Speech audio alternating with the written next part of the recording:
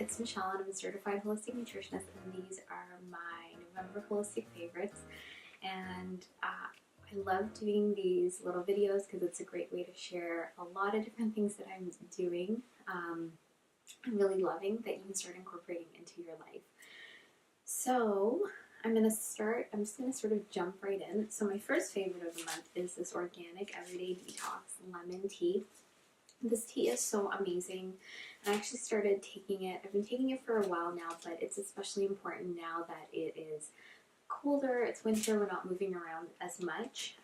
The reason I really love this tea is it has this herb called cleavers in it.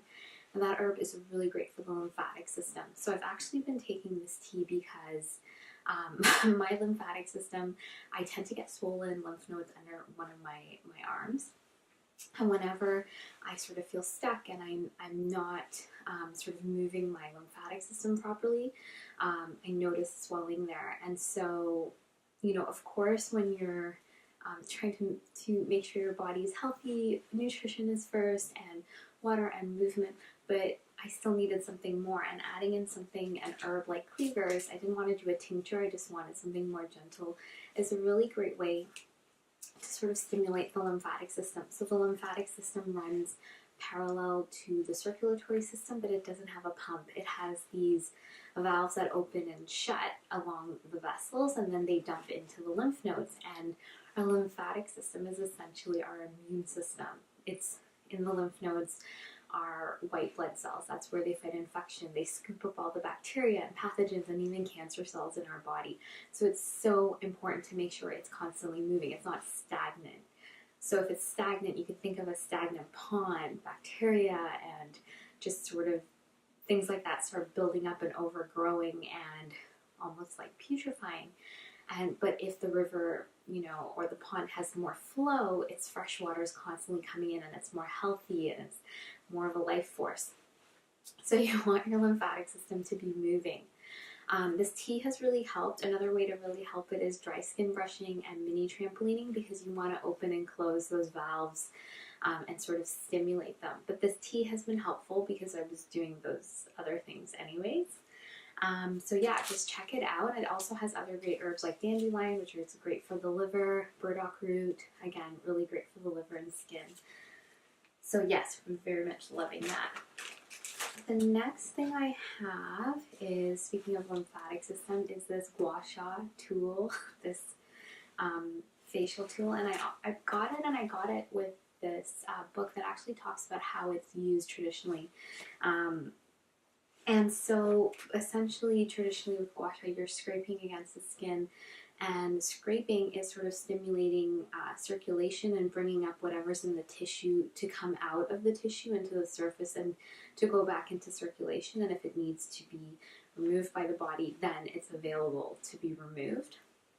So I've been using this on my face. I've actually used it on my arms and my legs a little bit, but I tend to do Ashwagandha, and so I'm doing massage, and I also work out, so I feel like my body gets more focus.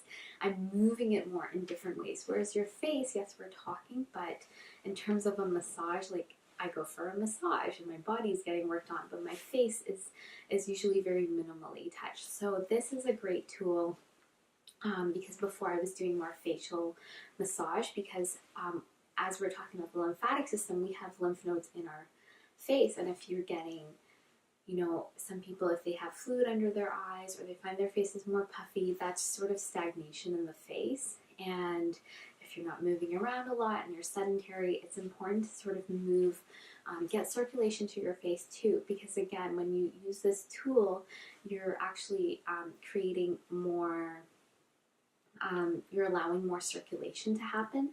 And circulation is blood, and blood has all the nutrients, so it's bringing more nutrients to that area of the skin, which of course our face is at the top, you know, at the very top, and there's gravity pulling it down at the same time too. So anyways, I've been using this, and I find I really love the way I feel after. It just feels that I've worked with my face, and I can actually feel the lymph fluid draining. Like you can sort of swallow it, like you can feel it, which is really amazing to feel that. So So I like the way it feels. I feel really refreshed in the mornings. If you haven't slept enough, it kind of wakes your face up and wakes you up. And yeah, there's lots of videos on YouTube on how to use it. In this book, there's a specific way because in this book, you're actually, when you're massaging certain points of your face that correspond to certain organs in your body, like gallbladder, lungs, so you can kind of see if there's sort of an issue within your body on your face, but you're also massaging your face, so you're massaging the nerves connected to those organs. And this is really prevalent in traditional Chinese medicine and Ayurveda. And so it's really cool to sort of be massaging everything all at once. But I just love that little thing. It takes like 2 minutes in the morning. It's not very long. And the next thing that I'm really loving is this tincture. It's ashwagandha. Ashwagandha is a adaptogenic herb, and so you can get this as a powder. I've seen it as a tea. I prefer it as a tincture because I don't like the taste of it, so it's just kind of more potent and I can get it in my system. Ashwagandha is a really great adaptogenic herb, and adaptogens are really amazing because they help your body deal with stress. So whether you need more energy or you need to be sort of calm your system, it'll help your body deal with whatever stress response. So it adapts to the stress in your body, and it doesn't, if you're stressed and you're not taking care of your nervous system, it'll crash.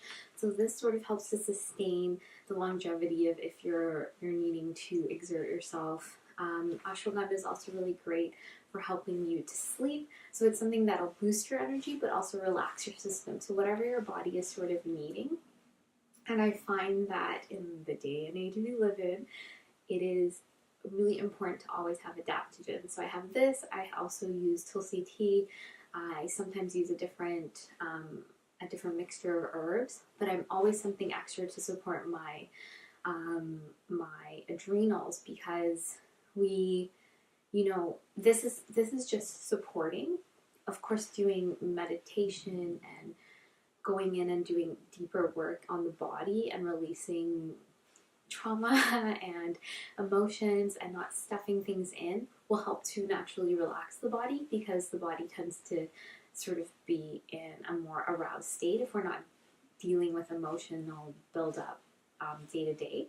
But this just helps our nervous system just to take care of it, especially if we're out in the world and we're doing a lot of things. So I think it's just great to support it. And one of the last things I have is a bag of salt. So this is actually coarse gray Celtic gray sea salt, and it's a huge bag, and it's not badly priced. I find, so this is the salt I'm using for baths, and it is literal sea salt. So there's so many trace minerals in it, and just imagine going to the ocean. You're just going to be so relaxed, and your body relaxes when you jump in the water and come out. There's tons of magnesium in seawater, and that's why you feel so calm, and all those minerals are really calming the nervous system. So it's not that you are jumping into the ocean and getting super tired. Your nervous system's actually relaxing. And I know for me, sometimes we're so used to being in fight or flight that when we go back to like a neutral nervous system or a calmer one, we think we're tired, but this is just the state of being relaxed. So it's really interesting. So I do these baths pretty often. It's just a way to sort of give yourself like 10 minutes at the end of the day to just soak in the tub. If you have a bath filter, that's amazing, because it's the tap water. There are other things in the water. But adding in this and just soaking with it, and just relaxes your system because these minerals are going in. It's also a relaxing experience taking a bath. And I find the bath salts that I see, they're usually, I don't want to say they're overpriced, but for the quality that I'm getting, I don't feel I'm getting the quality, because sometimes they add perfumes and fragrances and things like that. This is just pure, and I add lavender essential oil to the bath. And I find this to be more quality, because this is for consuming into your body. You can cook with this salt. So therefore, I feel safer putting it around my body. Usually things that you buy, bath salts, you cannot consume them. So they're not, you have to think sometimes of things that if you can consume it, it's going to be probably the safest level. If you can't consume it, being put in a bath, it's still going into your body and absorbing through your skin. So I always think of it that way. So I think of this as more of quality, and then the cost is also better, but that's not really the main reason I buy it. The last thing I'm going to talk about is this book I've reread, or parts of it I've reread, The Biology of Belief by Bruce Lipton. I actually read it for school several years ago and before I got pregnant, and one of the chapters that really stuck out to me was on conception, and how basically when you conceive a child, they're coming into your consciousness, your level of maturity. And the book was really amazing because Bruce Lipton is a biologist. It really just explains how environment plays a factor, and beliefs and things like that really, really do create the health of a cell and the health of a system and of a body, and that we're just biologically programmed to go towards things that'll be healthier for us. But anyways, this book it was really great to come back to also talking about subconscious beliefs, and basically our brain from the age of 0 to 6, and some say longer, is in this sort of more hypnotic state, so in sort of alpha or theta brain wave state. And that just means we're more easily influenced. We take on beliefs, we take on suggestions from people, and especially parents and caregivers and people of importance in our life. So if we are taking on beliefs that are not life-giving, and most of the world is in not the best, most abundant state. And so we're taking on those beliefs, and they just become the self-talk in our head. And then we, if we're not aware as adults to kind of go back and reprogram it, it's hard. But this is the important fact of this is from 0 to 6. If you have children, what are you saying to them? What are you feeding their minds? Because this is creating their kind of 90% of the dialogue and the beliefs in their head subconsciously when they're older. So you want to be conscious of it for your kids so that they don't have to go back and reprogram themselves.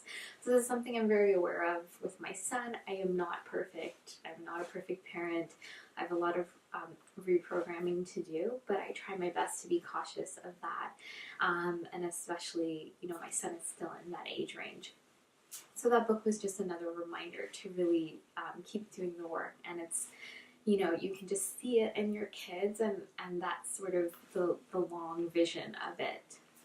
So yeah, so that wraps up my favorites for this month. I hope they are helpful to you and they've inspired you. And if you have any questions about them, please do leave a comment.